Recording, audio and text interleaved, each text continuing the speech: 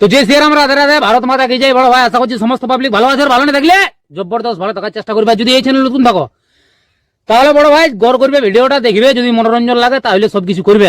তো পরিষ্কার গল্প। তো কাকা তুমি ইন্ট্রো লাগাও, সেই লেভেলের video. Namaskar. Welcome to my YouTube channel, Vivek Status Editing. please one like and one comment. Please support and share your friends. Review. কষ্টে ভরে গেল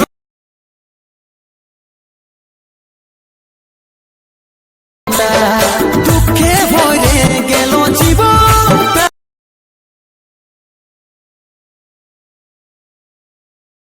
নাই পালি যাকে চাই এই মন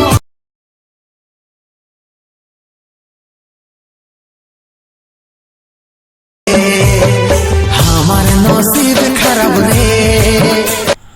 হ্যালো গাইস, আজকে যে প্রিভিউ স্ট্যাটাস ভিডিওটা দেখলেন, এরকম নিজের ফটো দিয়ে কিভাবে স্ট্যাটাস ভিডিও এডিটিং করবেন সেটা শেখার জন্য ভিডিওটা পুরো শেষ পর্যন্ত দেখবেন, না স্কিপ করে। এরপর অ্যাডমিশনটা ওপেন করে নেবেন। ওপেন করে নেওয়ার পর নিচের দিকে দেখতে পাচ্ছেন প্রজেক্ট লেখাটা, এখানে টাচ করবেন, দিয়ে এখানে photo and PNG, effect, bitmap, song, এই তিনটি লিঙ্ক ভিডিওর নিচে ডিসক্রিপশনে দেওয়া থাকবে, সেখান থেকে আপনারা ইনপুট করে নেবেন আপনাদের অ্যাডমিশনে। এরপর প্রথমে আসবেন ফটো অ্যান্ড পেনজিতে, আসার পর এখানে টাচ করবেন, দিয়ে এখানে সিলেক্ট অল লেয়ার্স লেখাতে টাচ করে সিলেক্ট অল লেয়ার্স করে নেবেন, দিয়ে আবার এখানে টাচ করবেন, দিয়ে এখানে কপি 25 লেয়ার্স লেখাতে টাচ করে কপি করে নেবেন।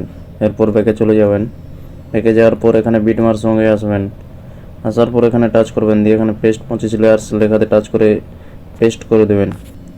ফটো সিলেক্ট হয়ে যাবে, দেখতে পাচ্ছেন ফটো অ্যান্ড পিএনজি।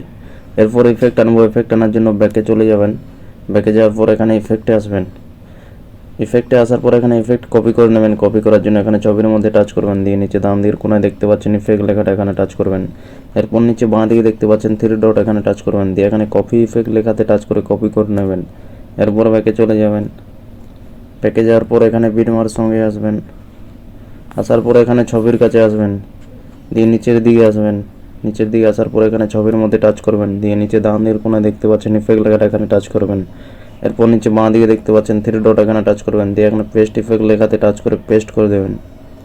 ভিডিও একদম কমপ্লিট হয়ে যাবে, দেখতে পাচ্ছেন। এরপর ভিডিও কমপ্লিট হয়ে গেলে ভিডিওটা সেভ করে নেবেন। সেভ করার জন্য উপরে দেখতে পাচ্ছেন ডান দিকের কোণায় তীর চিহ্নটা, এখানে টাচ করবেন। এরপর নিচের দিকে দেখতে পাচ্ছেন এক্সপোর্ট লেখাটা, এখানে টাচ করে ভিডিওটা সেভ করে নেবেন।